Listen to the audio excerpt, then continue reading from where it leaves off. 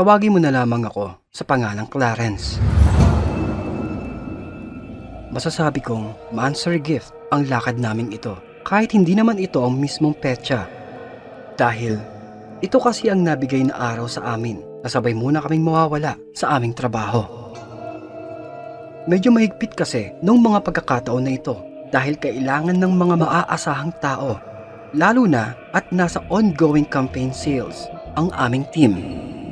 Pero wala akong pake dahil nagtatrabaho ako para din naman sa mga bagay na ganito at dapat na mabigyan ng oras na di lamang puro pagtatrabaho. At kahit sobrang abala ay ginawan ko na ito agad ng paraan para mas mapaghandaan. Na ilang pagtipa lamang sa internet at nakahanap kami agad ng bahay na mauupahan para sa aming simpleng pagdiriwang. Tagaytay. Napakalamig na klima. Hindi kalayuan sa Metro Manila. Saktong-sakto. Hindi na namin kailangan pang lumayo at matapos nito ay mabilis makakabalik sa aming mga trabaho. At hindi ko akalain na nakabuenas ako sa may bahay na nakuha ko. Paano ba naman? Napakalaki at sobrang ganda ng natuluyan naming kabahayan na may malawak na hardin na namumukadkad. Malamig at maaliwalas na klimang sa iyo ay bubungad. Idagdag pa na ang lugar ng kabahayan ay nasa payapa at tagong lugar. Talagang ang dating ay parang hotel na pang 5-star. Masasabi kong sulit, lalo na nang makita ko ang napakatamis ng ngiti ng nobya kong marikit. Subalit, hindi lamang pala ito ang aming narentahan, kundi may kakaibang karagdagan na hindi makalilimutang kababalaghan. Sapagkat matapos ang napakasaya naming pagdiriwang sa bahay na ito nang kami ay dumating. Kinabukasan, habang nagluluto ang aking nobya ng aming agahan, ika niya, abala itong nag-aasikaso. Sumisipol-sipol pa na may kasamang paghuni ng paborito nitong awitin. Nagpiprito ng itlog matapos makapagsangag ng kanin at masaya siyang bumati. Oy, ising ka na pala. Teka ha, matatapos na to. Ay, nakalimutan pala natin magdala ng keso, no? Gusto ko pa naman na madaming keso sa spaghetti macaroni para mamayang gabi. Ikaw ba? Gusto mo ba yung ganon? Yung madaming keso? O kiss ko. Ito ba yan? Hindi funny. Siya nga pala. Gusto mo ipagtimpla kita ng kape? Patapos na ako dito eh. Pasensya ka na. Medyo mabagal ba yung kilos ko? Tiyaan mo, pag mag-asawa na tayo, mas bibilis pa ang kilos ko. Lalo na pag nagbubunga nga na ako. Siyempre, kung tutulungan mo na ako, ganun. Baby, timpla na kita ng kape? Uy, ay, ano ba yan? Ayaw sumagot. Pag ako nainis eh, tapon ko to. Ano ba yan? Ano ba kasing ginagawa mo dyan? Kanina ka pa palakad-lakad dyan, baby ah. Baby. Ay, isa, naiinis na ako. I'm going to tapon-tapon this food na. Kasi you keep ignoring me na. Baby. Ay. Subalit, nang lumingon ito sa kanyang likuran habang nakapamewang, natigilan ito dahil wala naman pala itong kausap. Mag-isa lamang ito sa may kusina mula pa kanina, habang siya ay walang tigil na nagsasalita, kaya hindi niya maiwasang magtaka. Pero biglang narinig niya ang tunog ng pinto, kung kaya ay marahan na humakbang ito. Baby? Baby? Is that you? I'm getting scared na. Baby? Baby? Nang biglang, Baby? Ay, blat. aray naman. Clarence naman eh. Ano ba akong ginugulat-gulat dyan? Palalaglag yung matres ko sa'yo eh. Bakit? Ay, kanina ka pa Ha? Hmm? Ay! Anong kanina? Anong kanina pa? Kakabangan ko pa lang eh. Hindi kanina ka pa nga lakad ng lakad dyan sa medikuran ko, diba? Tapos, yung gulat-gulat mo na. Ay! I hate you. Hindi! Hindi nga! Kakagising ko lang talaga. Promise! Tigilan mo nga ako. Ikaw talaga. You're so filio. Aray! Kagabi ka pa Ha? Mm. Pero sasabi mo, kakagising ko lang nga. Kakagising ko pa lang. Sir Narrator, dito pa lamang sa pagkakataong ito ay nakadaman ako ng kakaiba. Nagsasalita pala mag-isa ang aking nobya. May kakaiba talaga.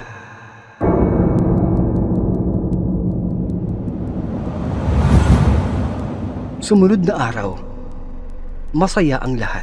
Ninanamnam namin ang buong araw para maglibang at sulitin ang sandaling bakasyon. At nang dumako ang hapon, sandali kaming lumabas para mamalengke ng aming hapunan. Matapos ang masarap naming pagsasalo, naisipan naming manood ng pelikula. Bihira namin itong magawa dahil madalas ay puro trabaho at pag-uwi naman ay sandaling magpapahinga na pagkagising ay magmamadali para muling magtrabaho. Kaya napakabihira talaga naming magawa at pagsaluhan ang ganitong mga tagpo habang nanonood ng palabas. Baby, Ha? tanong ko lang. Ha?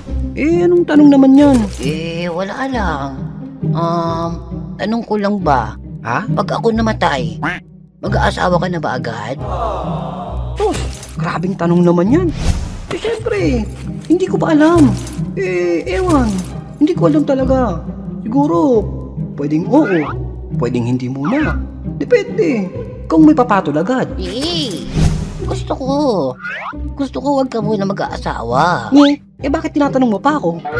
Gawin mo na lang kaya muna. Ay, sila ulit to ah. Aray ko! Aray ko! Tapos ka sa akin ngayon. Aray ka! Aray ko! Nang biglang lumagabog ang isang pinto. Nagtataka kami kung bakit biglang nagsara ang isang pintuan, samantalang kaming dalawa lamang ang nasa may loob ng kabahayan. Sandali kaming natigilan, nagkakatinginan. Sandali ko itong tinanaw ang pintuan, minamasdan at iniisipan ng kapaliwanagan na marahil dulot lamang ito ng hangin. Lalo na kami ay nasa lugar ng Tagaytay na ang likurang bahagi pa ay malawak na bukirin at maaaring may nalaglag lamang na gamit at hindi ito napansin. Binaliwala na lamang namin ito at bumalik sa aming paglalambingan sa kapumili ng pelikulang mapaglilibangan. Tahimik na kaming nanonood, sabay na tumatawa habang mahigpit na magkayakap. Maya-maya pa ay natigilan ang aking nobya. Ika ko, baka ay napukaw na ang kanyang atensyon sa aming pinapanood. Pero hindi. Hindi pala. Dahil nakatitig ito sa may telebisyon. Hindi dahil sa pinapanood naming palabas, kundi sa may nakikita itong kakaibang refleksyon.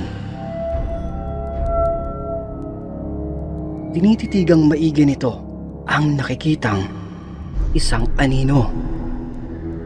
isang nakakapangilabot na anino na kasulukuyang nasa may likuran ng mahabang upuan at tahimik na nakatayo. Una ay akala ko nanginginig lamang ang nobya ko dahil sa malamig na klima. Ngunit nadama ko ang kanyang sunod-sunod na paghinga na hindi naman aksyon o habulan ang pinapanood naming eksena. Pero walang tigil ang panginginig niya. Subalit, kahit ako ay natigilan, kinikilabutan nang akin na ding mapansin ang nakakapangilabot na anino sa may refleksyon ng telebisyon. Na dito, kahit ako ay ginapangan ng matinding kilabot, nanunuot sa buto ang gumagapang na takot. Taas baba ang aking paghinga na kahit anong pilit ko iwasan ng tingin ay naroon pa rin ang nakikita naming anino. Dahan-dahan, niyapos ko pang maigi ang aking nobya sa kabila na kahit ako ay nanginginig na tulad niya.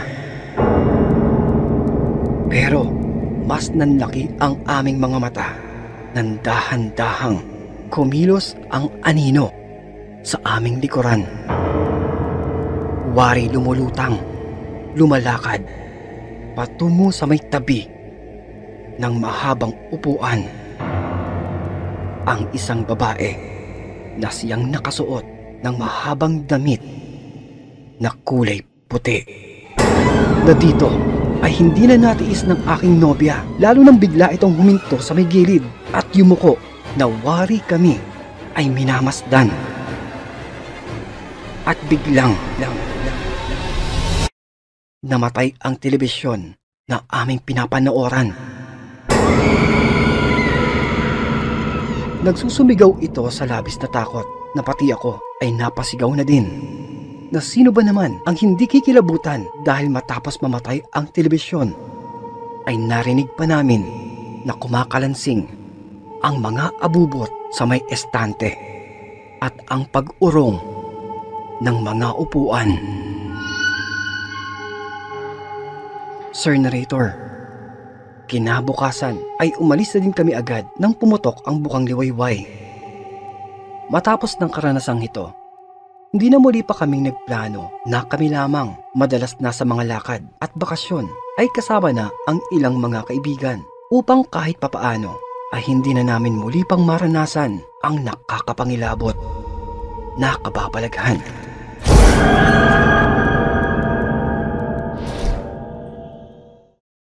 Buwan ng Pebrero, araw ng mga puso.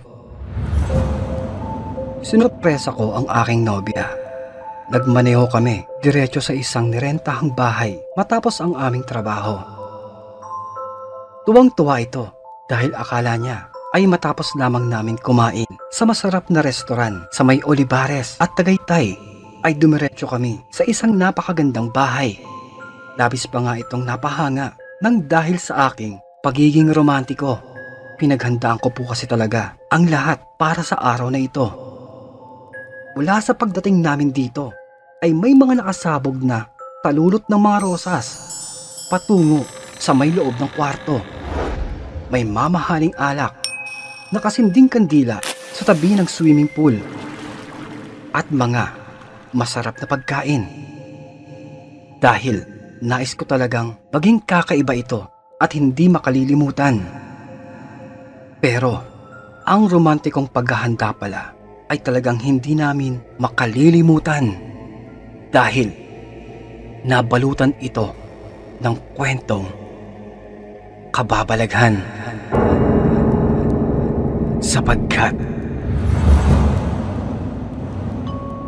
pagkarating namin ay sinulit namin ang aming pagparito. Siyempre, dahil kami noon ay mga sariwa at bata pa, asahan na ang mga hindi inaasahang gawain na tulad ng mga taong nagmamahalan ay amin itong pinagsaluhan. At dahil kami ay graveyard shift sa may trabaho, matapos ang sandaling lampungan ay sinamantala na namin ang init ng araw at natulog kaming maghapon. At nang kami ay magising, eksakto ng dapit hapon, dumako na kami sa may swimming pool para naman ay makapagpahinga ng katawan habang nakalublob sa may tubig at may kaunting inuman. Samot-saring paksa ang aming napag-usapan. Walang tigil na tawanan. Ninanamnam ang dahan-dahang paglubog ng haring araw. Habang magkayakap na nakatanaw. Ilang sandali pa, umahon ang aking kasintahan para matingnan ang aming pagkain na nasa may ihawan. Nang bigla itong napahinto, napatingala, habang naniningkit pa ang kanyang mga mata. Dinampot nito ang kanyang antipara para mas malinaw pa itong makita. At ika niya, bata. May batang nakasilip doon sa may bintana. May bata. Nagtataka ito, kaya dahan-dahan itong bumaling sa akin. At ito ay itinuro. Naikapa niya. Ronald, umamin ka. Kaninong anak yon? Ha? Anong pinagsasabi mo? Ha? Kako, kasi may nakita akong bata eh. Doon oh. Doon banda, sa may bintana. Ha? Bata? Baka naman magkakaroon dito ng bata eh. Samantalang solo natin itong narentahan. Ako. Parang wala naman eh. Meron. Ano? Mangang-mangan ka pa eh. Baka naman dito mo tinatago yung pamilya ng babae mo. Ha? Diyos mio naman. Ang pangit naman ng amats ng alak sa'yo. Hindi eh. May nakita talaga akong bata. Meron. Asus! Mga bintang mo din eh no? Nagastos ba ako ng ganito kung lulukuhin lang kita? Yung buang to. Duda ka pa? Andun kanina eh. Kaso, biglang nawala. Andun lang siya kanina oh. Kumakaway-kaway pa nga siya eh. Sabi niya pa, Papa. Sus! Wala naman. Tama na nga yan. Ito, parang binibiro lang eh. Apakapatola. Pero, totoo yung sinasabi ko, no? Sus! Totoo. Tama na nga yan.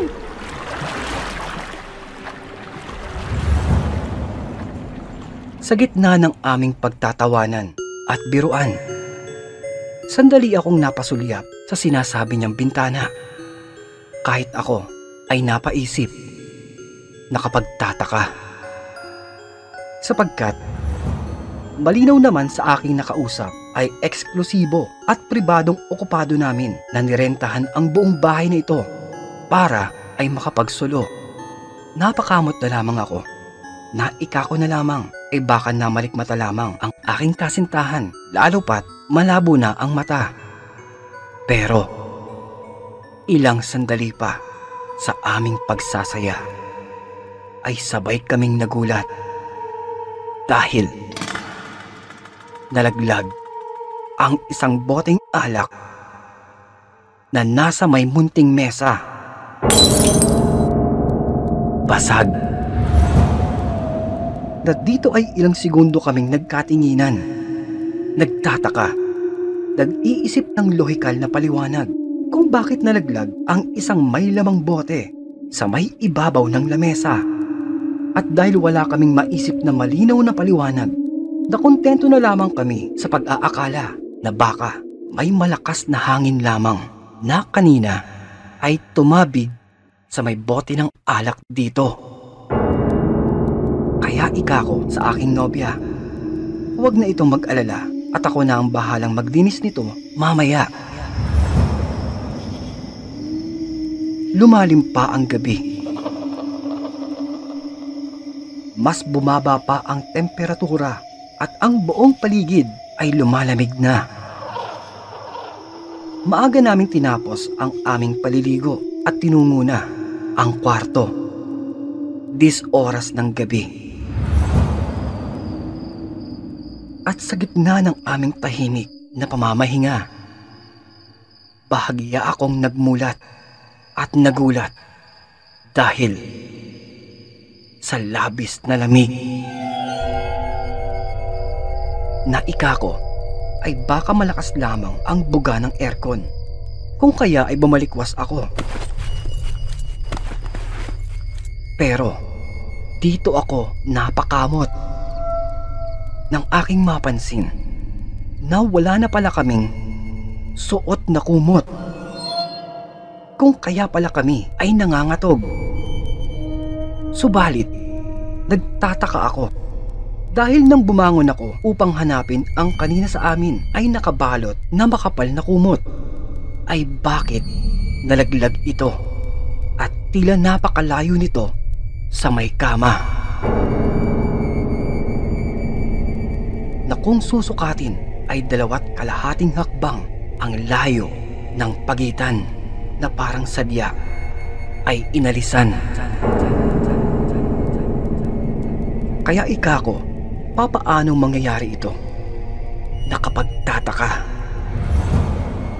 Dala ng nanunuot sa butong lamig ay hinayaan ko na lamang, at baka dala lamang ng aming nainom na alak at kaharutan. Siguro ito ay hindi na namin namalayan.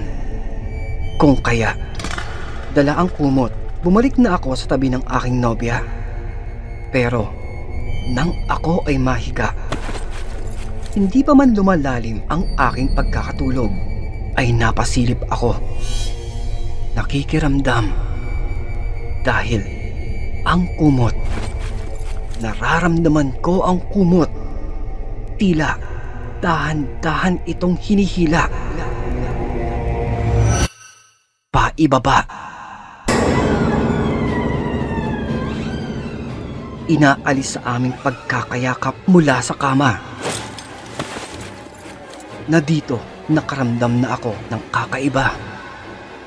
Ginagapangan ako ng kilabot na halos hindi maikaila ang aking nararamdamang kaba, dahil kahit ako ay nabibingi sa lakas ng pagkalabog ng puso ko sa labis na nerbiyos na aking nadarama.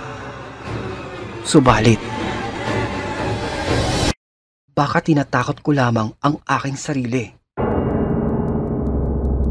Kaya huminga ako ng malalim, saka mahigpit na yumakap sa aking katabi.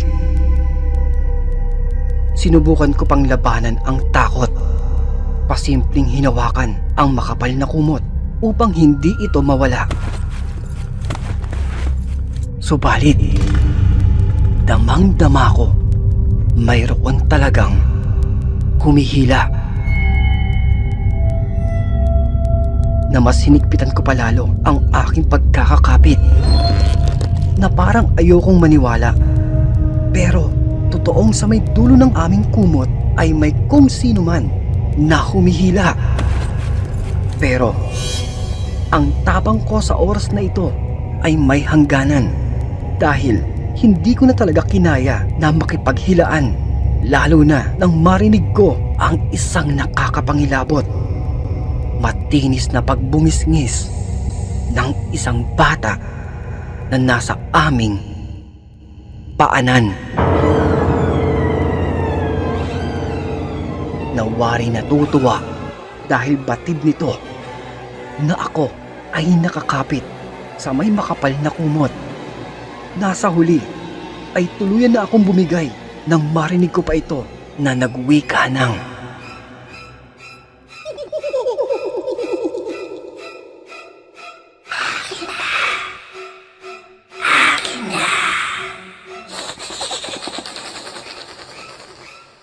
Bumitaw ka na! Bumitaw ka na!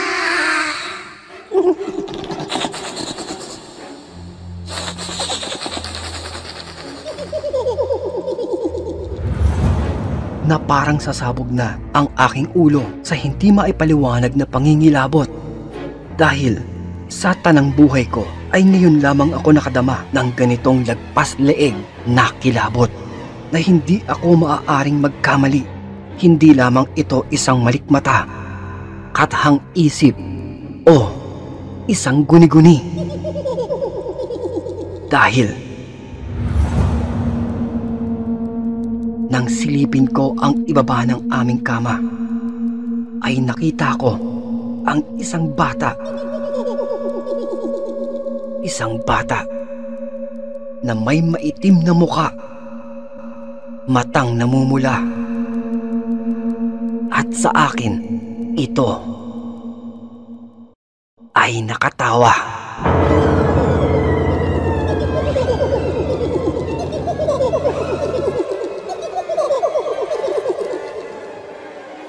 Sunod-sunod na ang aking paghinga. Walang tigil. Na namalayan ko na lamang ang aking sarili na walang tigil na nagdarasal. Paulit-ulit, walang tigil. Nawari, sinasabayan pa ng nilalang na nasa aming paanan ang aking pagdarasal. Ama namin, sumasalangit ka. Sambahin ang ngalan mo. Ama namin. Sumasalangit ka. Tapusin mo. Ama namin. Tapusin mo.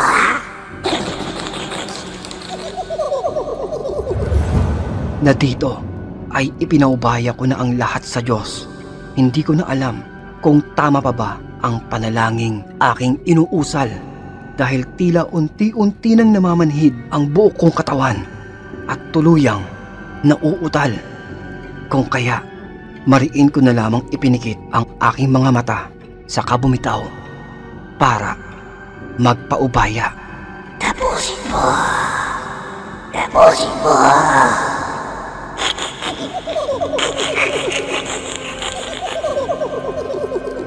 Subalit, sabay pa kaming nagkagulatan ng aking nobya sa malakas na pagsisigawan.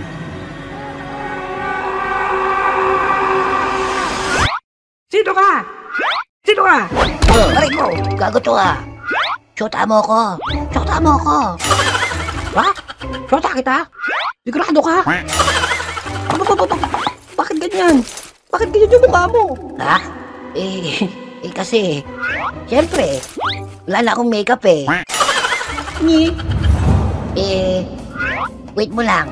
Ibabalik ko din yung shotang alam mo pag nakapag-refresh na ako. Agoy! Baka sigaw naman to. Aray ko, baka sigaw ka ha. Bakit? Kala mo Diyosa no? Ha? Diyosa? Hindi. At sino naman, Aber? Kala ko. Tsuhin ko eh. Agoy! Irauling to ha. Pero lang. O tapos mo ko lapirut-lapirutin at lamutakin. Tapos sasabihin mo, kamukha ko yung chewin mo? Aray! Ito naman eh. Pinibiro ka lang eh. Ano breakfast natin? Ha? Breakfast? Ito. Kamao ng tuhin mo. Gusto mo almusalin mo? Raulong to? Uy! Diyan ka na nga. Teka! Sandali lamang nagulat ang aking nobya dahil sa napakalakas na sigaw ko at nagtataka din. Bakit nga ba ako takot na takot?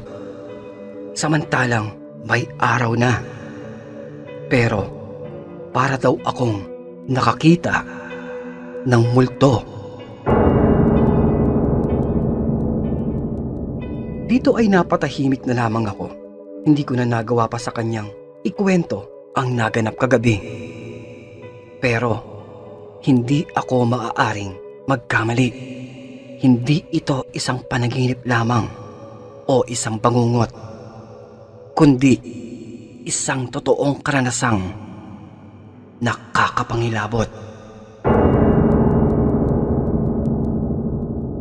Matapos nito, nag-impake na kami. Nagmamadali at wala nang plano pang magtagal sa bahay na ito. Gumawa na lamang ako ng palusot para hindi na dito manatili at inalok ang aking nobya na sa ibang lugar ituloy ang aming naudlot na sandali. At kung inyo pong nagustuhan ng ating naitampok na kwento, ay isang napakalaking bagay po ang pagpindot ng like, pag-iiwan ng positibong mensahe, at idamay mo na din ang ating subscribe button para hindi mahuli sa biglang pagsusulputan ng ating mga balakabuting mga kwento. At kung may pagkakataon na maibigan mo itong maibahagi, ay pinutin lamang ang ating share button. Isang maliit na abala lamang, ngunit tatanawin ko po itong napakalaking bagay, mainit na pagmamahal at inyong taos-pusong pagsuporta para sa ating mas mahaba pang kulitan dito po sa ating napakagulong tambayan. At kung nabitin ka pa, ay silipin lamang ang ating mga kwento at playlist na matatagpuan sa kaloob-loobang detalye ng ating maliit na channel. Yun lamang po, maraming salamat at magpapasalamat pa pong muli. This is your one and only Colas, your original daily dose of Tagalog horror good vibes na nagsasabing, stay safe and fresh everyone, and always stay awesome. Peace out!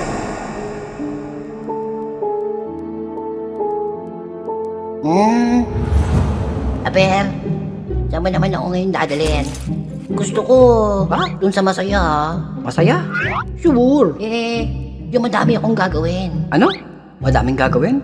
Sure! Siyempre, dapat yung sosyal. Sosyal? Areglado. Saan naman tayo pupunta nito? Ha? Kamo gusto mo sa may sosyal.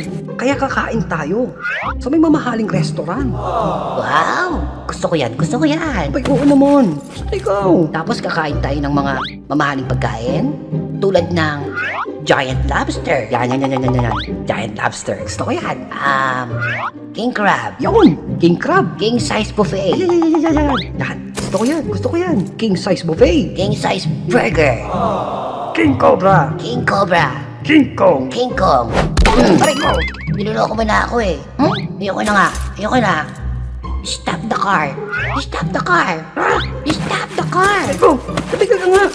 Anong stop the car? Huwag ka malikot. Mababangga yung bisikleta natin yan eh. Yeah. Tama na nga. Bilisan mo. Ang gulo-gulo mo eh. Ang init-init eh. I-banking mo na yan. Tama na nga. Gulo.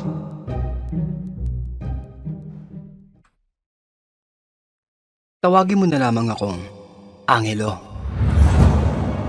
Binata. Edad 27 nang maganap ang kwento kong ito. Itinaon talaga namin na sabay-sabay kaming kumuha ng long weekend day off sa aming mga abalang trabaho. At ako na din mismo sa lahat ang nag-asikaso. Nang masasabi kong sulit ang sakit ng aking ulo sa paghahanap at paghahanda para sa bakasyong ito. Dahil halos buong biyahe nila akong pinupuri hanggang sa kami ay dumating. Astig ka talaga pare. Ang cool nang nakuha mong spot na to. Grabe oh. Ang ganda. Oo nga, Angelo. Talagang hulog ka ng langit. Ay, siyang tunay. Oo nga. Di tulad nung nakaraang outing natin. Lintik na yan.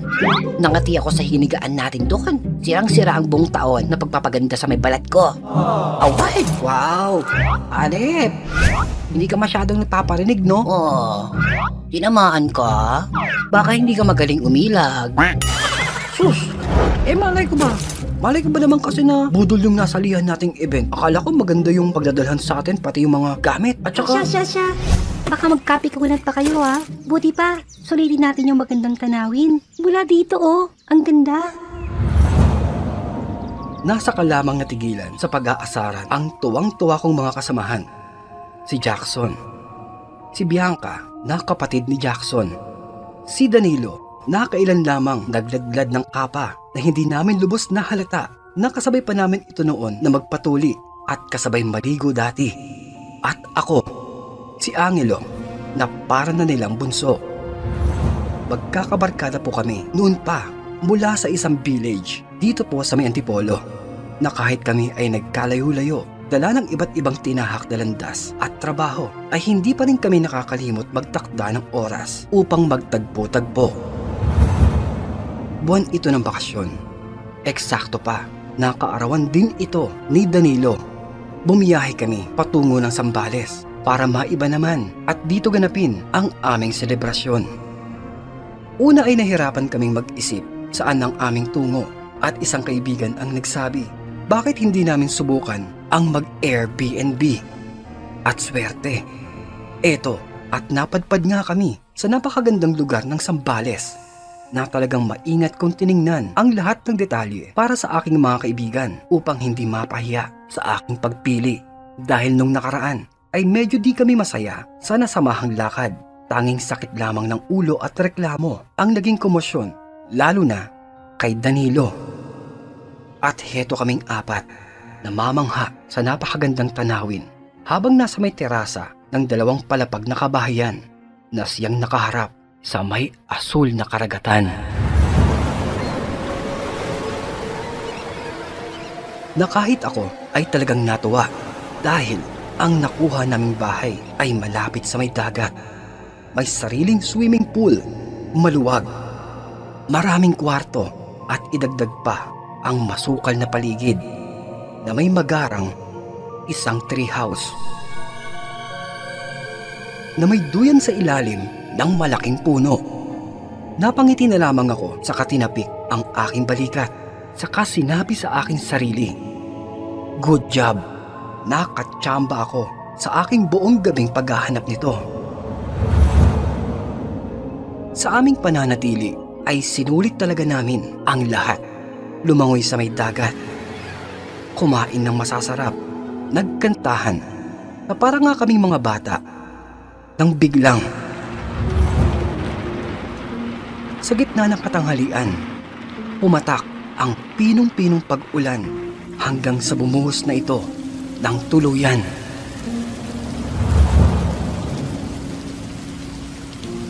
Abot tenga ang aming mga ngiti habang minamasdan ko silang napakasaya at ako naman ay abalang nagluluto sa gilid ng malaking swimming pool. At kumagat na ang dilim. Na dito ay mas nalula kami sa kagandahan ng lugar dahil sa nakakatunaw pusong liwanag ng mga nakasabit na ilaw na ikapanga ng isa naming kaibigan. Ay, syala! Ang lakas makamukhang mayaman, be! Ang ganda! Sana sinama ko yung boylet ko dito para... Agoy! Sige. Subukan mo. Tapos iiyak-iyak ka na naman dahil magiselos ka dahil kay Bianca ulit mababaliw yung mga lalaking sinasama mo. Yeah! Kalimutan mo na yon. Kalimutan mo na yung hayop na yon. Mabilis ang karma. Ayun. Nakapangasawa siya ng babaeng kala mo kapitan ng talaba. Bagay sila. Mga pangit. Bukang halamang dagat. Uy guys, tara, tikman na natin to oh. Ang bango-bango. Napakasaya ng gabi. Walang tigil na tawanan. Tatalon sa may swimming pool. Saka aahon para lumaklak sa inuman. Saka sasalang sa may kantahan. Nang bahagyang makaramdam ng pagod sa lalamunan dahil sa walang tigil na kantahan, naupo na kaming lahat sa may bilog na mesa at nagkukwentuhan. Ilang paksa pa ang aming napag-usapan. Mga pagbabalik tanaw, asaran tungkol sa mga bawat pagkakataon na masaya, kabiguan at kalokohan. Na habang kami ay nagkukwentuhan, ay may hindi maiwasang mapansin ang isa naming kasama na bukod sa napakalamig na klima at mahanging atmosfera na nasa may tabing dagat ay kapansin-pansin na may naaamoy itong kakaiba. Masangsang, mabaho, tila amoy ng isang tabako. Na napareklamo pa nga ang kasama naming si Bianca. Kuya, yung yosi mo nga. Medyo ilayo mo. Ha? Ang baho-baho eh. Lo, mula kanina mo pa nga ito naaamoy eh. Ngayon ka pa magreklamo? Baka yung naaamoy mo, yung katabi mo. Ha? May sinasabi ka, Jackson? Babaho? Babaho? Baka mapahiya ka kung ilang pabango ang ginagamit ko sa buong katawan ko. At teka, babaho ba ka mo? Sino ba sa atin dito yung tumain noon sa may school? Ha? Ano? Aray ko! Aray! Tara, ulong to. Aray ko! Tabako lang yung usapan eh. Kung saan sa mo na dinadala. Ano ba, Jackson? Wisit to. Ouch! Ang lansa-lansa ng fingers mo eh. Amoy isda. Huwag kasi. Una, ay binaliwala lamang namin na baka dinadala lamang ito ng hangin. Pero talagang namumukod-tangi ang naaamoy nito na kahit ako na siya ding naninigarilyo ay talagang napahinto upang ang hawak na sigarilyo ko ay maikumpara. Malayo, kakaiba sa amoy ng ordinaryong sigarilyo. Kaya ikako na lamang ay baka sa may paligid ay may nagsisiga ng mga tuyong dahon at dinadala ng hangin sa aming pwesto. Pero biglang napatayo ang kaibigan naming si Danilo. At mabagal na pumapalakpak pa ito. Bravo! Bravo, Angelo! Iba ka talaga, Bulso. May mga pa-under ka pang ganito, ha? Galing! Akla, magkano? Ha? Ang ganda nito, oh. Galing na setup. Ha? Ang alin? Ang alin naman ang maganda? Ano, magkano ang hatian natin? Hatian? Saan? Malamang, dito, ayan bongga. May pausok pa talaga si Mayor. Ang lakas makasosyaling talaga, Bet na bet ko yung ganito. Lakas! Ang lakas maka-engkantadya. Bravo, Angelo! Bravo!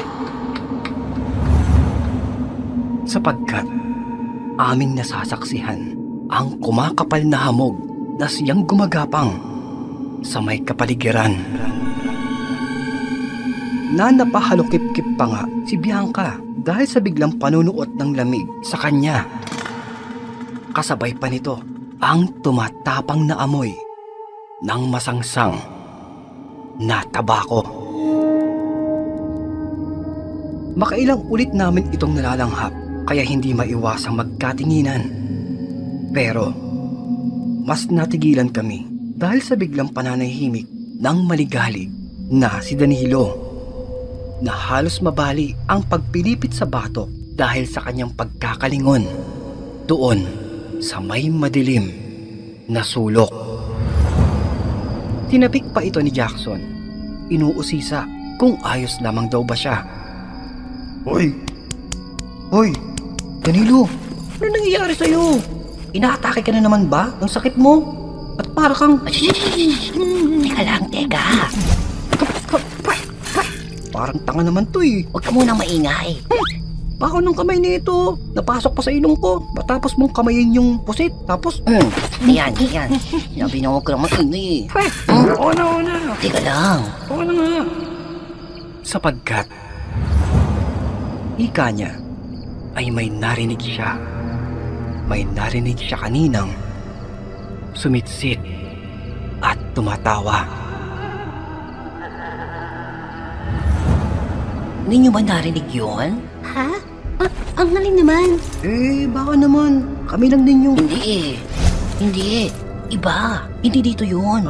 Basta. Baka naman. Nalilito ka lang. Hindi nga.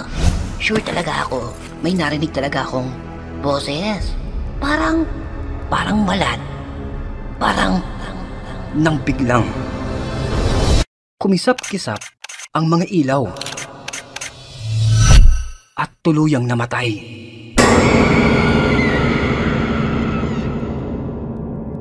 Walang tigil nagsigawan ang dalawa na sina Danilo at Bianca na parang duet nila Whitney Houston at Celine Dion sa lakas at taas ng boses. Na siyempre, bilang mga lalaking naninigarilyo, mabilis at sabay pa kami ni Jackson na naglabas ng mga lighter at sinindihan ito. Pero halos huminto ang puso ko dahil ng pagsindi ko ng hawak kong lighter ay sa may likod ng magkayakap na sina Bianca at Danilo ay nakita ko ang isang malaki at itim na anino. Tila nakangiti pa ito.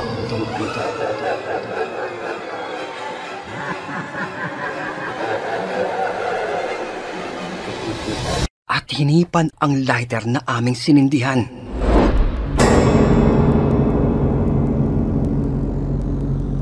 na mabuti na lamang mabilis na bumalik ang ilaw na siyang pagsilip naman ng lalaking nasa may edad 40 na siyang bantay ng bahay. Humingi ito ng pasensya dahil sa naganap na brownout. Bihira lamang daw ito pero hindi naman nagtatagal, kaya huwag kaming mag-alala. Na dito ay nagpasalamat na din kami sa kanyang pag-aalala kahit papaano. Saka bumalik na ito sa kanyang pwesto. Kuya! Kumain ka na? Here, subukan kita. Masarap ako. Masarap to. Masarap. Tsaka, amoy. Pagtigil ka nga dyan, Danilo. Ano ba? Kanina, bumibirit-birit ka ng sigaw dahil sa takot. Tapos ngayon, napakalandi mo.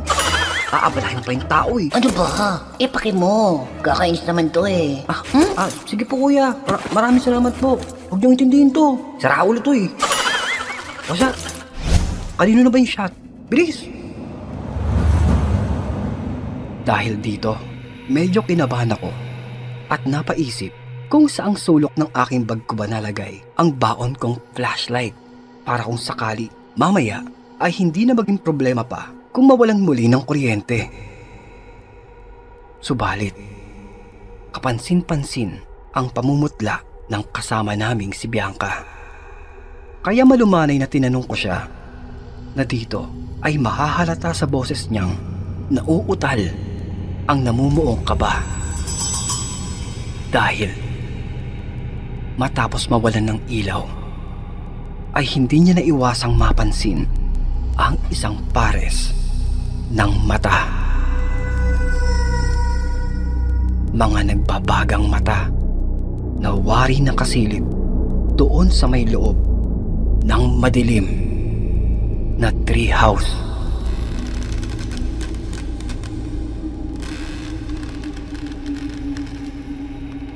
Napaisip ako.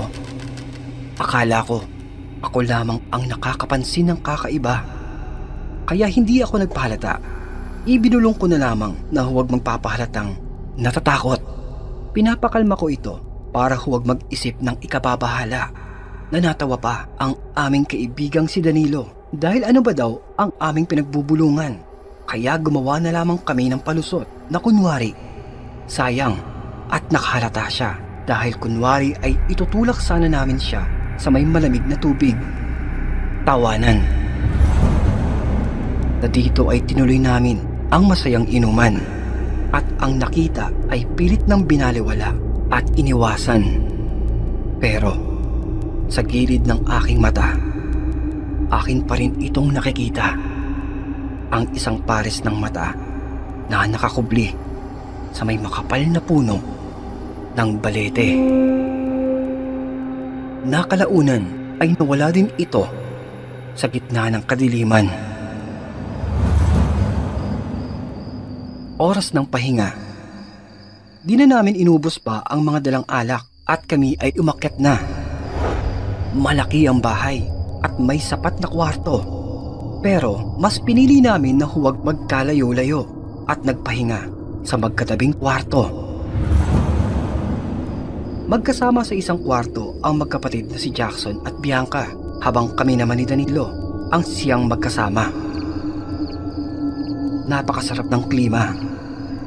Maaliwalas. Malamig. Lalo't nakainom kami ay mapapasarap ang tulog sa buong magdamag. At dahil nga sa nakainom, nakaramdam ako ng tawag ng kalikasan. Napabangon ako para magbanyo. Ika ko pa nga, mukhang napadami yata ako ng nainom at ang bigat ng pantog ko. Nagmadali na akong lumabas. Pero pagbalik ko sa aming kwarto, ay napansin ko nakabukas ang pinto sa may kabilang kwarto. Sandali ko itong sinilip. Pinasadahan ng tingin ang magkapatid na natutulog sa kamarahan na isanarado ang kanilang pinto at bumalik na sa aming kwarto. Pero Pagpasok ko ay para akong binuhusan ng isang drum ng yelo sapagkat kitang-kita ko doon sa may madilim na sulok ng aming kwarto ay may nakatayo. Isang anino. Isang malaki, payat, may mahabang buhok. Pababakas ang katawan nitong mabalahibo na may nagbabagang mga mata. Nasa akin, ito ay napangiti pa. Para akong kinuryente ng 1,000 voltahe habang kitang-kita ko ang malaking anino na halos umabot pa sa may kisame sa kabila ng pangangalisab ng aking mga balahibo.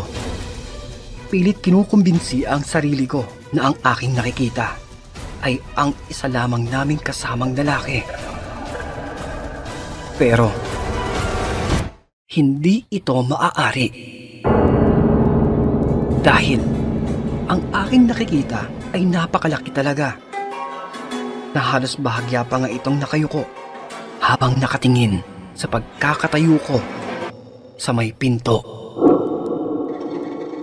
Ilang sandali itong nakatayo, tila nakikipagtitigan, at isang nakakapangilabot na boses ang kanyang pinakawalan.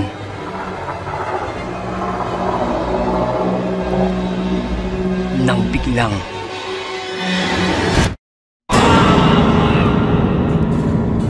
isang malamig na kamay ang tumapik sa aking balikat. Ang siyang nagpasabog ng malakas na sigaw sa aking lalamunan. Mabilis akong napabalikwas sa kapinihit ang ilaw. At nakahinga lamang ako ng maluwag nang tumambad sa akin ang kaibigan naming si Jackson na may subong sigarilyo at inaaya akong muling uminom.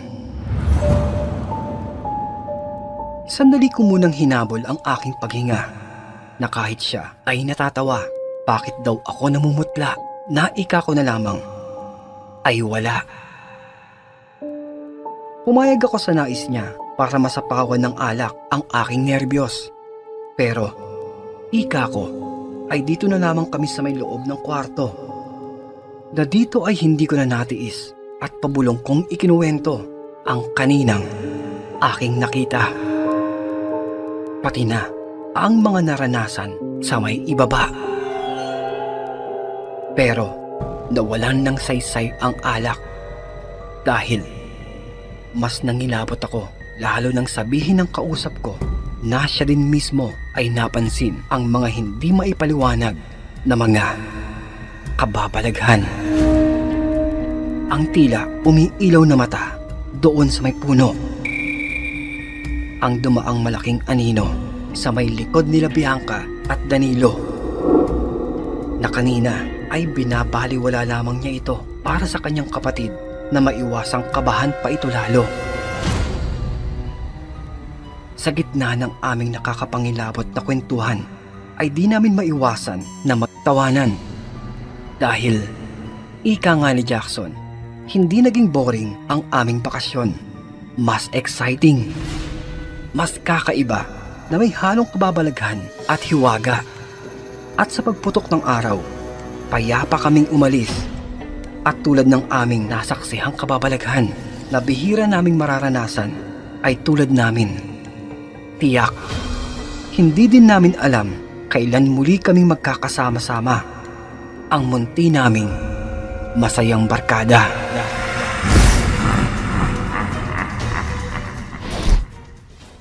Mula pagkasundo ko po sa aking nobyo sa may paliparan, ay sandali kaming bumisita sa bahay ng aking mga magulang sa may Las Piñas at dito sa aking bahay sa may Taguig. Matapos nito ay nag-isip ako kung saang parte ba ng Pilipinas ko siya maaaring ipasyal para naman maipagmalaki kung gaano kaganda ang ating bayan. Pero nabigla ako nang sabihin niya na nauna na pala siyang nakapagplano ng aming pupuntahan o pagbabakasyonan. Nais ko pa naman sanang ipagmalaki sa kanya ang naggagandahan nating mga karagatan. Pero nauna na pala niya itong nasa liksik At alam niya na tambak na daw ang mga tao sa mga panahong ito. Naika ko pa nga. Ay oo nga, kaya dito lalo tuloy ako sa kanya. Napahanga. Kung sa bagay, siya ang dumayo, kaya sundin ang kanyang naiibigang paglalakbay. Pero, medyo natigilan ako sa nais niyang puntahan. Naika naman ang pamangking ko na makakasama namin. Bro, sigurado na siya, Ate Apple. Hindi ba siya nauumay sa malamig na klima? Bagyo pa talaga. Buti nga sa kanila eh. Merong snow. Tapos tayo, malamig na lang sa atin eh. Tagaytay tsaka Baguio. Wag na ka mo. Magburakay na lang tayo. Shh. Che, hayaan mo siya, Tonyo. Baka kasi may nais siya doon na makita. Tsaka, sabi din naman niya, ilang beses na din siya nakapunta ng Boracay at di niya na daw feel. Lalo ang dami na daw tao. Baka gusto niya eh, pag nature tripping. O kaya, makakita namang sexing igorot.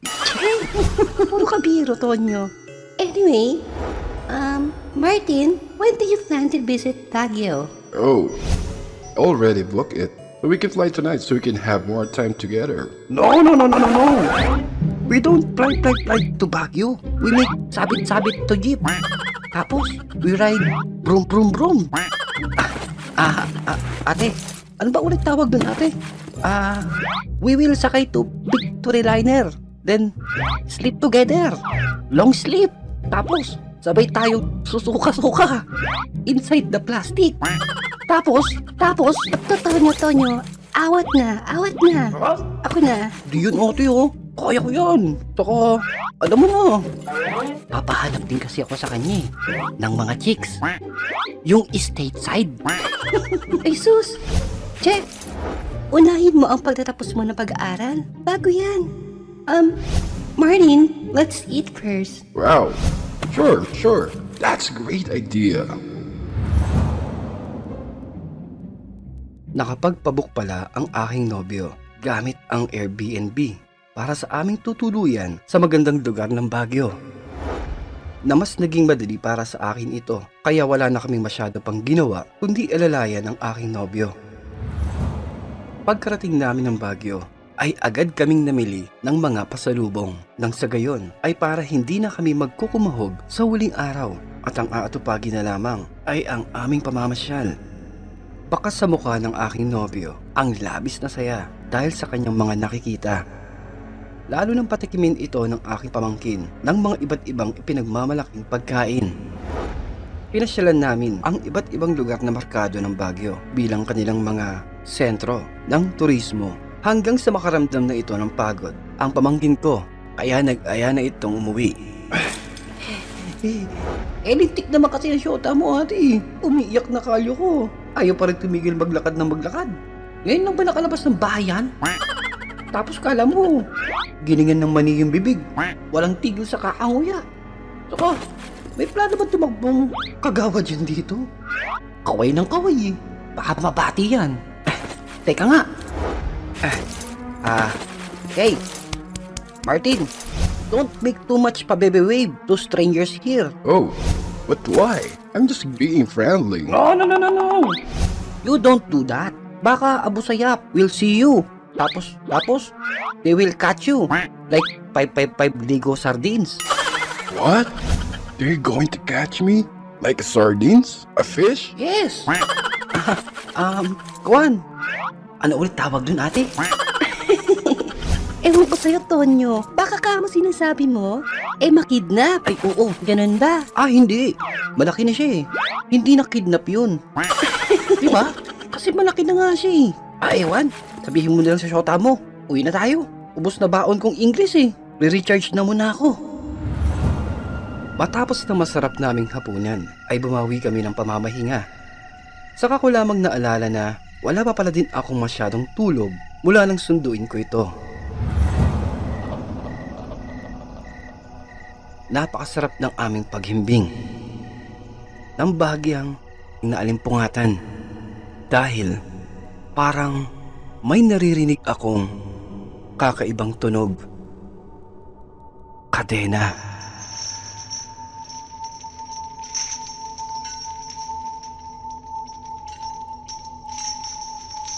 parang may naririnig akong tila kinakaladkad na kadena. Napabangon ako. Na bago ako lumabas ng pinto, ay sinulyapan ko pa ang aking nobyo na masarap ang pagkakayakap sa may unan at kumot. At eksaktong nauuhaw din ako. Kaya tinungo ko ang kusina para uminom ng tubig.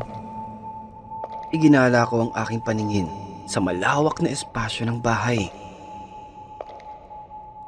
Malamlam ang nakabukas na mga naiwang bukas na ilaw at wala naman akong nakikitang kakaiba.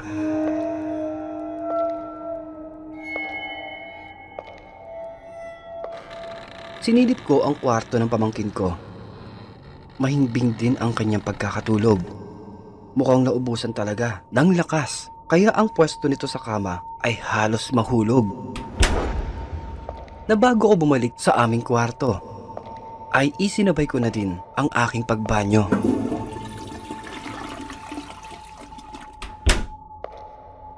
Pero patapos ko dito, muli ay natigilan ako.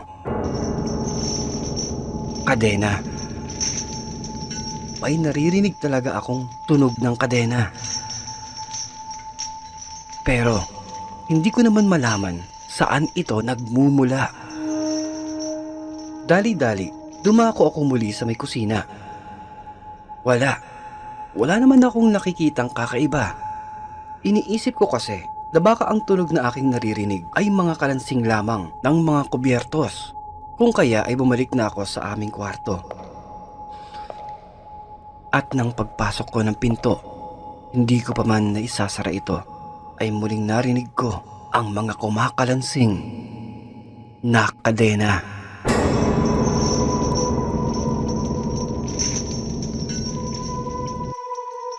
Mas matagal, mas mahaba, parang napakabigat, mabigat sa pakiramdam ang bawat pagkaladkad ng naririnig kong kadena.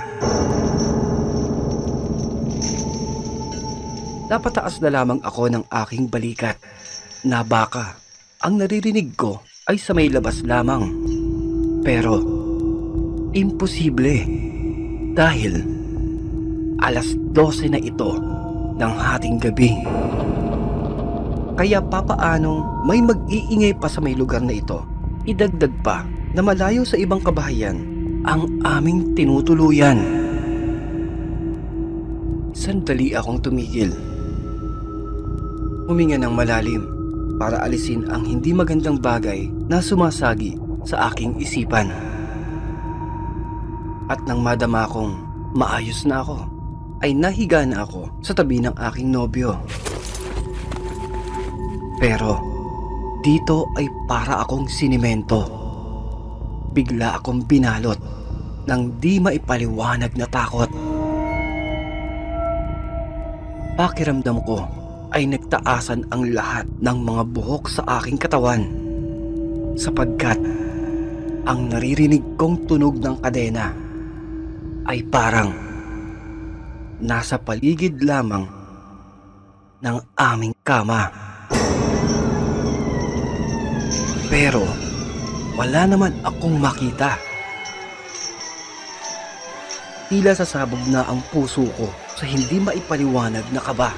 Napilit ko mang nilalabanan ay talagang hindi ko na mapigilang ang pangilabutan. Pero bigla itong huminto.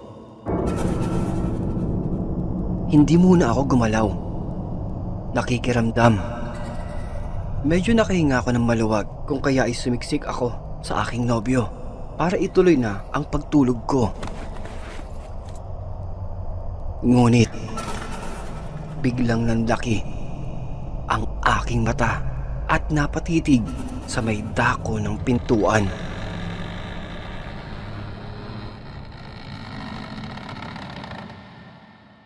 May tao.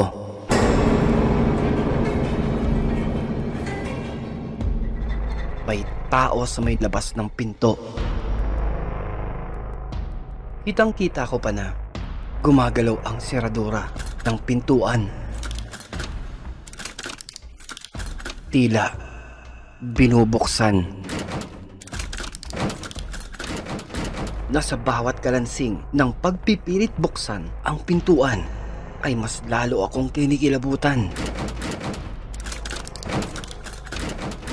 Hanggang sa marinig ko na tila kinakalabog na pilit binubuksan ang pinto.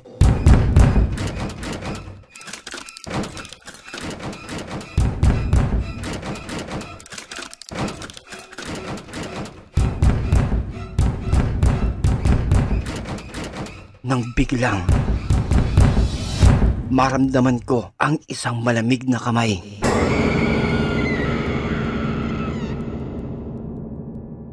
Nagising na pala ang aking katabi at tanong nito kung bakit daw gising pa ako na hindi naaalis ang mata kong nakapako pa rin doon sa may pinto.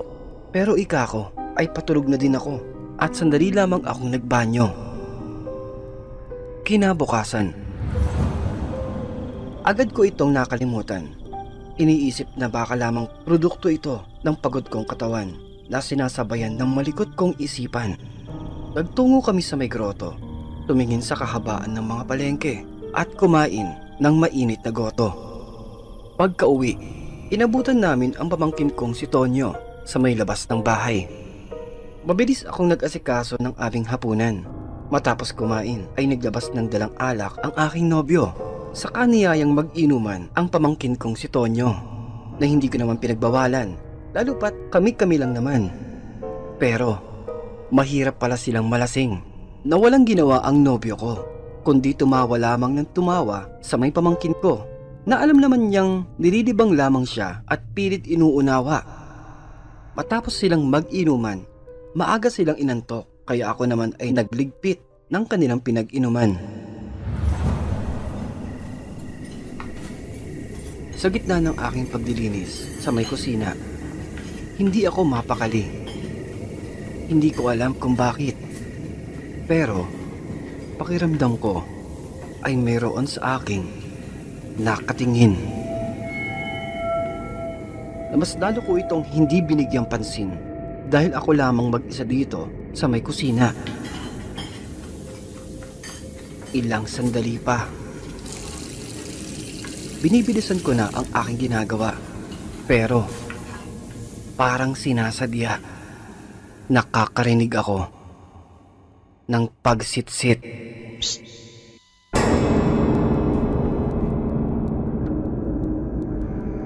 Nanlaki ang aking mga mata.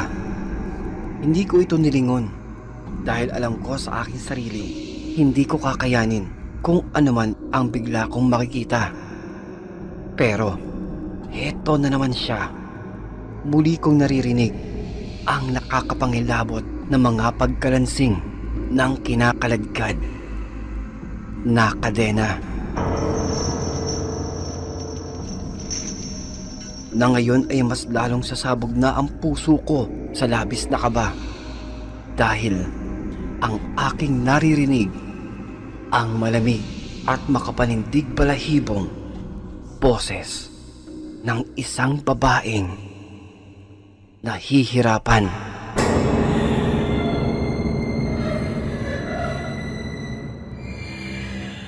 Binitawan ko na ang mga hugasan. Kako ay ipagpapabukas ko na lamang. Mabilis akong lumakad para puntahan ang aking kasama. Pero may nahagip ang aking mata na kahit ilang beses kong sabihin sa aking sarili na huwag akong lumingon ay tila nanigas ang katawan ko. Sapagkat sa may gilid ng aking mga mata ay mayroon akong nakikita. Napalunok na ako. Pilit iniiwas ang aking mata.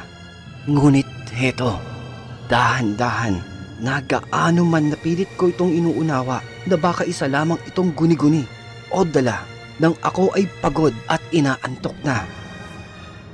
Pero hindi. Dahil heto ako at habol hininga at hindi makaalis sa pagkakatayo sa may dako ng pintuan.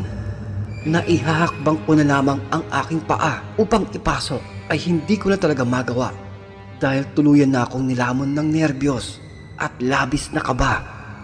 na hindi ko alam kung bakit kusang gumalaw ang aking katawan para lingunin ang nasa aking likuran.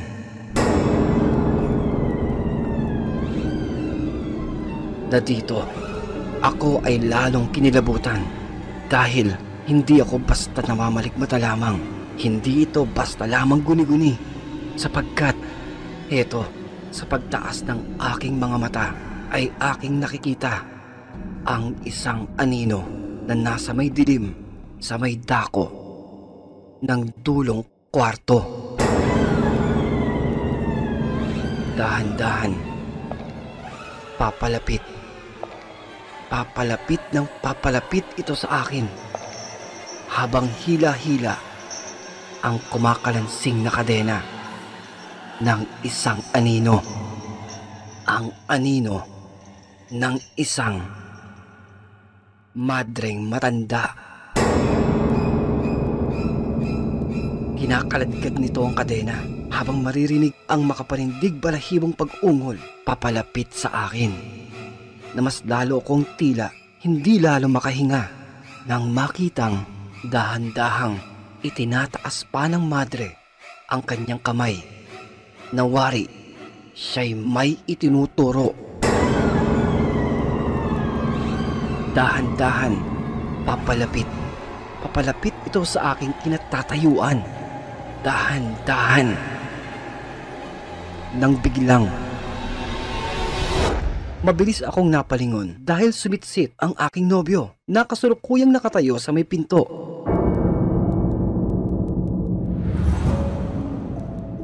Na dito, mabilis akong bumalikwas. Walang tigil na nagsusumigaw habang napayakap pa sa kanya. Bumangon na pati ang aking pamangkin. Pilit akong pinapakalma ng aking nobyo. Mahigpit na niyakap upang ako ay huminahon. Napapakamot ang pamangkin ko. Nag-uusisa sa inabutang eksena pero hindi ako makapagsalita na walang tigil namang bulalas ng aking nobyo. Ay baka naman ako daw ay namamalikmata lamang o di naman kaya ay lumalakad ng tulog.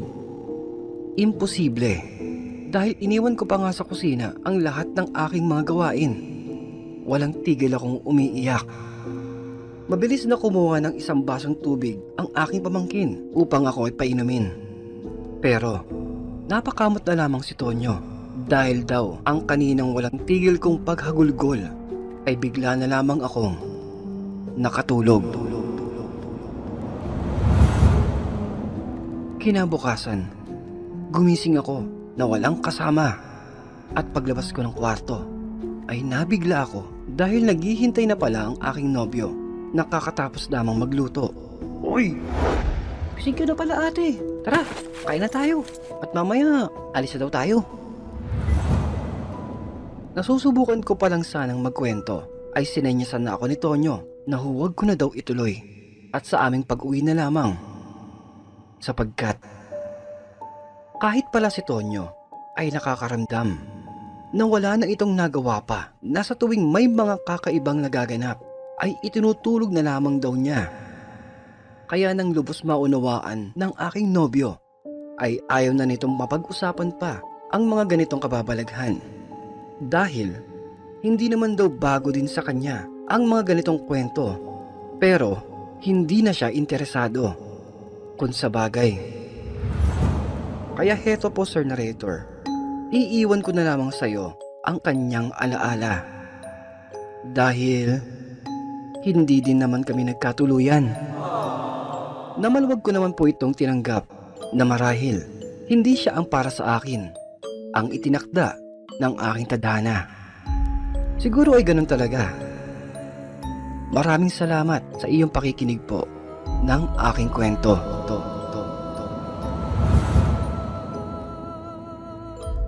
Grabe, no?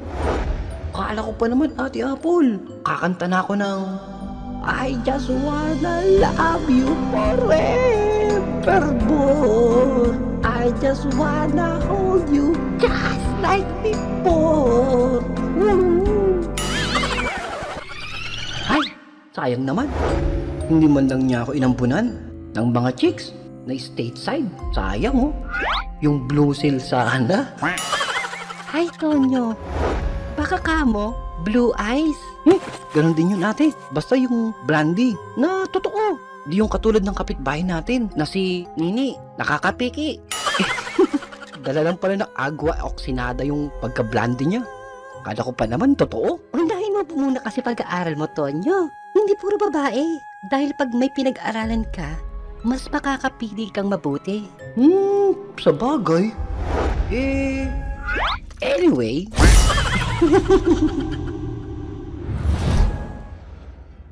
Ako nga po pala, si Dennis Prias. Nasa husto ng gulang. Naganap ang kwento naming ito taong 2023. 5 buwan bago mag-Enero. Napakasaya. Na masasabi ko na wala na yata akong mahihiling pa dahil dobleng selebrasyon ang aming paghahanda. Tumaas kasi ang aking posisyon sa may trabaho at ito ay kaarawan ko. Bakit nga ba espesyal? Dahil sa buong buhay ko ay wala akong maalalang naging magarbo ang pagdiriwang ng mga kaarawan ko. Nabuhay kasi ako sa pagsusumikap, pagtitipid at sariling pagsuporta na bawat sentimo na aking kinikita ay sa pag-iipon lahat ito ay napupunta. Lumaki kasi ako sa isang sirang pamilya na naging inspirasyon ko ito imbes na magrebelde. Ginugol ko ang aking oras sa pagpapaunlad ng aking sarili na imbes makapagbarkada, bisyo at tambay na ikako kung sa aking paglaki. Kung ako man ay magkakapamilya o magmamahal ng babae, gusto ko ay wala siyang masasabi kundi kung papaano ako naging mabuti. Mahirap, pero kung ang puhunan mo sa iyong pangarap ay ang mukha ng kahirapan, masalimuot na nakaraan ay hinding-hindi ka panghihinaan. Madali pang nakaprobahan ang aking hinihiling na bakasyon sa may trabaho. Na kinabukasan ding iyon, sinundo ko ang aking nobya para kami ay tumuloy na. Ngunit, bago kami magsaya, dumaan muna kami sa isang lumang simbahan doon sa may Dasmariñas bayan. Sandaling oras ng pagpapasalamat sa Diyos para sa lahat ng biyaya. Na matapos nun, kami ay tumuloy na. Alfonso, Cavite. Medyo naipit man kami ng gusot sa may trapiko, ay masasabing sulit ang bahay na narentahan ko. Idagdag pa na napakabait ng nakausap kong katiwala para tulungan ako sa nais kong mga preparasyon at mga paghahanda. Pagkarating, ay agad naming ginawa. Naligo kami sa may napakagandang swimming pool. Kumain, na matapos ang aming tawanan ay para kami mga ibong malaya na nakawala sa hawla. Dahil sa mahabang panahon ng pagtatrabaho, ay tila ngayon lamang kami makapagpapahinga ng ganito. Walang iniisip na kliyente, walang papeles na minamadali, walang hinahabol na oras, tanging kasiyahan lamang. Minalas namin ang malawak na namumukadkad na bakuran ng malaking kabahayan. Napakaganda. Na dito ay mas tumibay palalo ang aking pangarap na ako ay magsumikap para sa aking pinapangarap na magandang pamilya. Lumalim na ang gabi. Nagpaningas ako ng apoy doon sa isang sulok.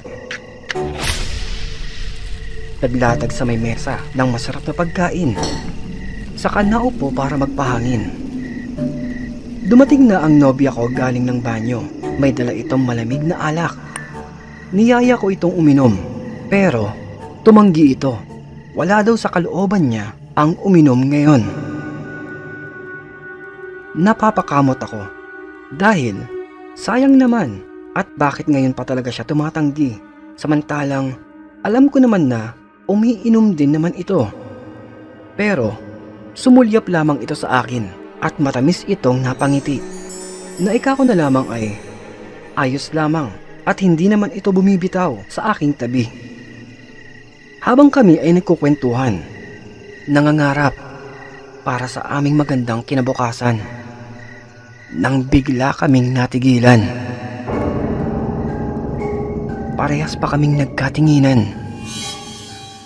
Napataas ang kilay ng aking nobya na si Sophia dahil ika niya ay ngayon lamang yata siya nakarinig ng kakaibang tinig.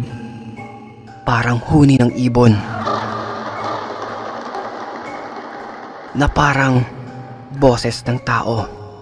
Pero malabo. Napayakap ito sa akin. Napasiksik. Bigla daw itong nakaramdam ng kaba na hindi niya maipaliwanag.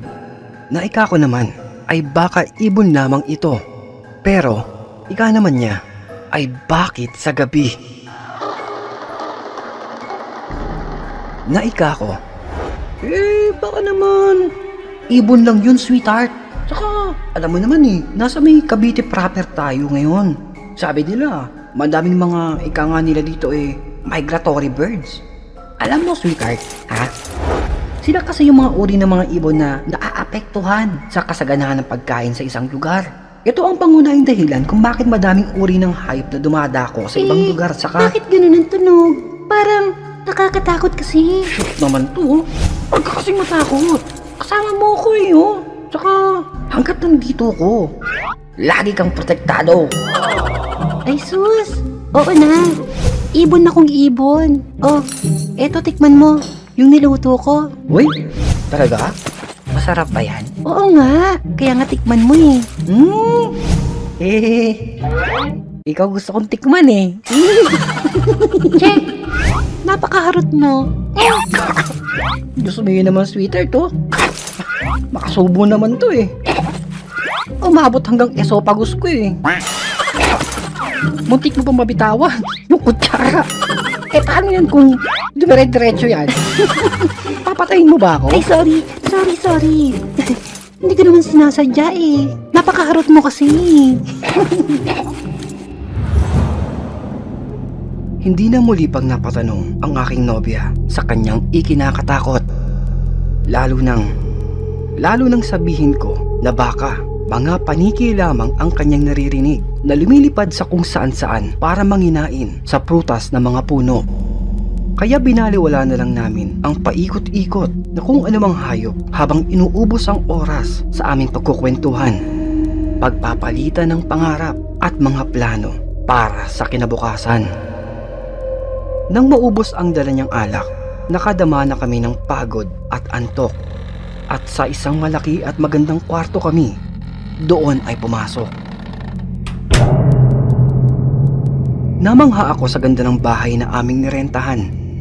Napakaganda talaga. Pero may isa akong reklamo.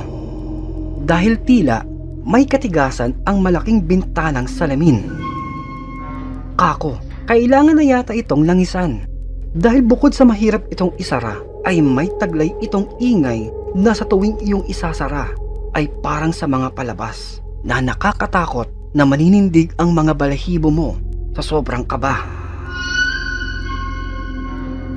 Kaya ika ng aking nobya, hayaan ko na.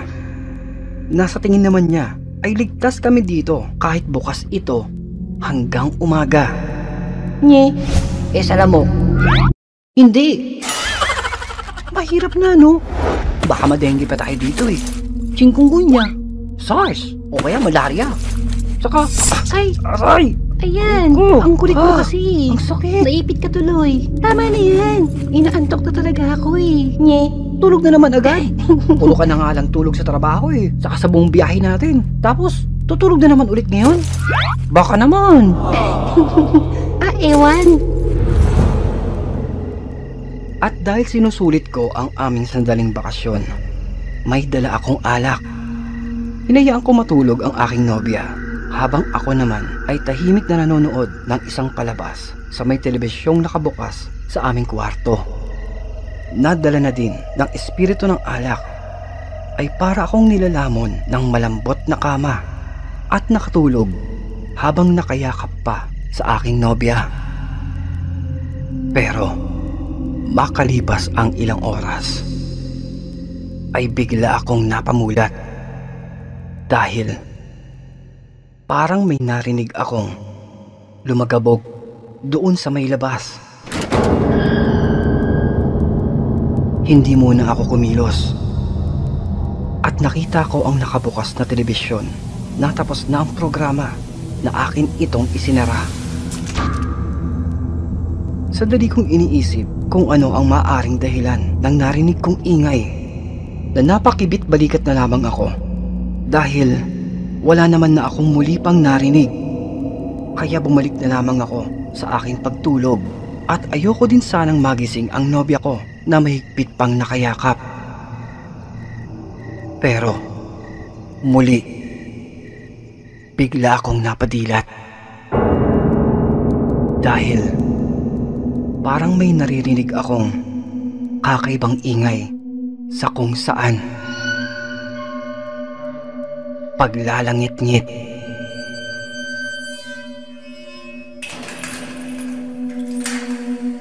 Sandali pa akong natigilan. Napapaisip na ko. Saan ko nga ba huling narinig kanina ang kakaibang paglangit-ngit? Saan? Ngunit bigla akong napalunok, bahagyang nakaramdam ng kaba na parang binuhusan ako ng malamig na tubig. Dahil sa aking biglang naalala na kung saan ko nga ba huling narinig ang kakaibang paglangit-ngit. At dahan-dahan, maingat, marahan akong kumilos at sumilip doon sa isang sulok. At akin nang nakita ang kumakaway na kurtina.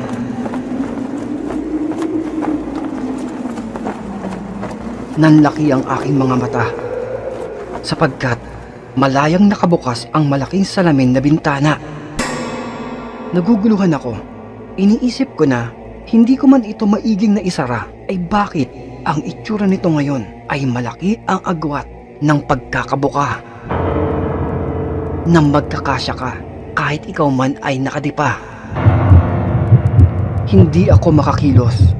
Malakas nang kumakabog ang aking dibdib na hindi ko maiwasan ang manginig, lalo pa na may parang ingay o kaluskos akong naririnig. Yabag. May naririnig akong marahan na pagyabag. Paglalakad. Maingat. Na dito ay bahagya kong ipinikit ang aking mga mata dahil ang yabag na aking naririnig ay papalapit sa aming kama.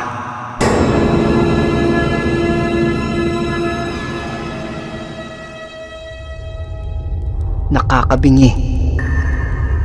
Ewan ko bakit parang nakakabingi ang pagkabog ng aking dibdib. At hindi ko malaman bakit biglang bumuhos ang mga malilikot na imahinasyon sa aking isipan. Idagdag pa na kasama ko ang nag-iisang tao na dapat kong pag-ingatan. Na dito, hindi ako makapapayag na masaktan sa anumang paraan ng nasa paligid naming kapahamakan. Kung kaya, mabilis na gumana ang aking isip. Mas lalo akong nakikiramdam. Kinalkula ko ang pagitan ng katabing lampshade. Ang anumang matigas na bagay sa aking paligid na aking naaalala. Nagkunwari akong nag-uunat, parahang nagbabago ng pwesto at nagtutulog-tulugan.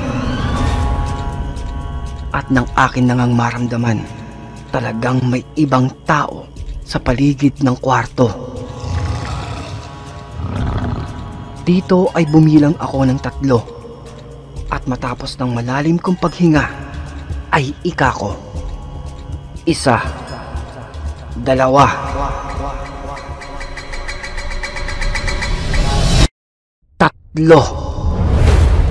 Saka mabilis akong kumilos. Alistong pinindot ang lampshade. Saka bumalikwas sa may sulok upang hablutin ang metal na silya sa may tabi ng dingding. At buong lakas na ibinalibag ito sa kung saan na aking napakiramdaman.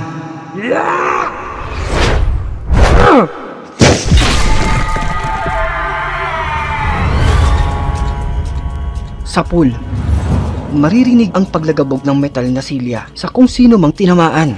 At kitang-kita ko, dala ng malamlam na liwanag, tumambad sa aking harapan ang isang nakakapangilabot na kung anuman o sino mang nilalang na parang gagamba sa kanyang pagkakaporma. Gumagapang ito sa may sahig, nawari ay nasaktan at bigla pa itong umangil habang napatingin sa akin. Hindi na ako nagpadaig pa sa takot. Dinampot ko pa ang bote ng alak para ito ay aking ibato. Pero napamura na lamang ako nang maliksi itong lumukso. Kumaripas ito papalabas sa malaking bintanang nakabukas. Nagising ang aking nobya. Naghahalo ang ekspresyon sa kanyang muka na dito ay nakaramdam ako ng hiya na baka kung ano ang kanyang isipin sa aking biglang pagwawala. Kung kaya ay binuksan ko ang ilaw saka inilahad sa kanya ang nangyari kanina. Hindi ito makapaniwala. Mababakas pa rin sa kanyang muka ang labis na pagkabigla. Pero natigilan kami dahil may narinig kaming mga pagkatok at boses doon sa may labas. Sinilip ko ito at aking nang nakita ang lalaking bantay ng bahay at ang asawa nitong katiwala. Napahangos daw sila dahil sa may narinig na ingay. Lumabas kami para sila ay kausapin. Subalit, kahit ang bantay ay napakuyom ang kanyang kamay dahil sa kanyang nalaman. Sapagkat isa daw itong kahihiyan. Isa daw itong kahihiyan sa kanya at siya ay nalusutan sa kanyang pagbabantay. Pero kahit ang mag-asawa ay hindi talaga makapaniwala sa ibinahagi kong kwento tungkol sa pangyayari kanina. Lalo pa na napakatagal na daw nila dito at ngayon lamang nangyari ito. Na dito ay isang makahulugang salita ang kanyang binitawan. Na ika niya, mayroon kasi silang ilang kilometrong mga kapitbahay sa may paligid na siyempre ay hindi naman nila ito lubos na kilala ang bawat pagkatao ng mga nakapalibot dito. Na mahirap daw magbintang. Ngunit para sa kanya, ang mga ganitong nilalang na umaaligid ay hindi naman din nasa kalayuan. Mga tao o nilalang na may kakayahang makaramdam o maamoy ang kanilang pakay sa kapaligiran. Mga umaaligid tuwing gabi sa kung saan-saan na kung tawagin ay mga aswang.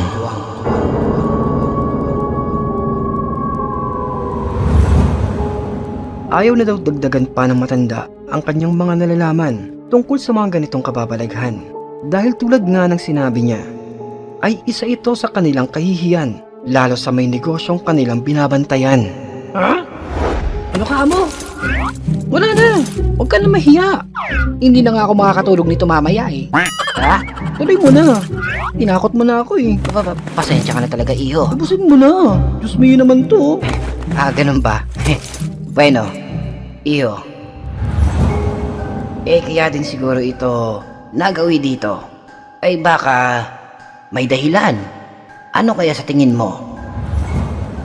Bumaling ito sa kanyang asawa. At ika ng matandang babae. Baka buntis. Buntis ang aking kasama. At sa pagsulyap ko sa aking nobya, isang pagtango ang kanyang ginawa. Na kaya pala ito ayaw uminom ng kaninang alukin ko ay dahil hindi pa pala siya sigurado. Kung kaya, nag-iingat siya sa kanyang kinakain at iniinom. Lalo pa ang dahilan ng kanyang madalas na pagtulog. Na dito ay naghalo-halo na ang lahat sa isipan ko. Di ko malaman kung ano ba ang dapat na maramdaman ko. Nasa huli ay natatawa na lamang ako dahil kung hindi pa yata siya inaswang ay hindi malalaman ang itinatago ng nobya ko. Kasi naman Dennis, surprise kasi sana ito. Tsaka pag-uwi sana natin sa may Maynila, magpapasama ako sa'yo para magpa-check up. Ayun. Saka ko lamang nalaman na mag-iilang buwan na din pala itong hindi dinadatnan. Na kahit siya ay nais itong mabigyan ng konklusyon pagtapos ng aming sandaling bakasyon. At ito po ang parte na ikako ay espesyal dahil hindi lamang pala ang aking kaarawan at promosyon ang aming ipinagdiriwang, pati na ang kakaiba at natatanging biyaya. Ang rason kung bakit kami ay binisita ng isang nilalang, ng isang tusong aswang.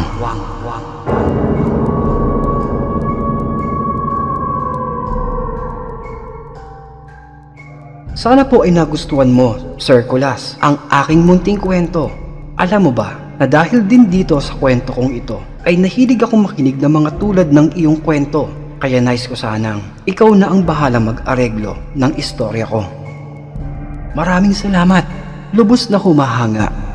Architect Dennis ng Makati.